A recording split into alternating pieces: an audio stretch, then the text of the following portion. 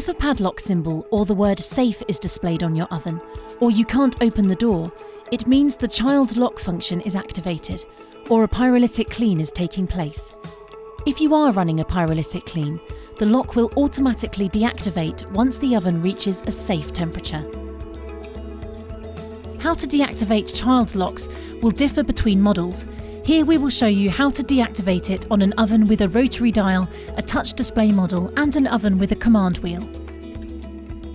To turn child lock off on a command wheel oven, press the power button and then enter the letters in alphabetical order when requested.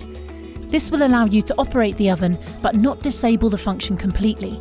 You do this by entering the menu, then options and switching child lock to off. For a touch display model, you'll also simply need to turn on the display and then enter the letters in alphabetical order.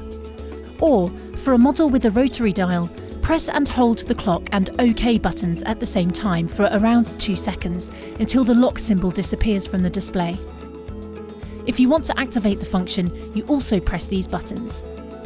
The buttons you need to press may differ between appliances, but you'll find model-specific information in your user manual, which can be downloaded from the AEG website by entering your PNC number.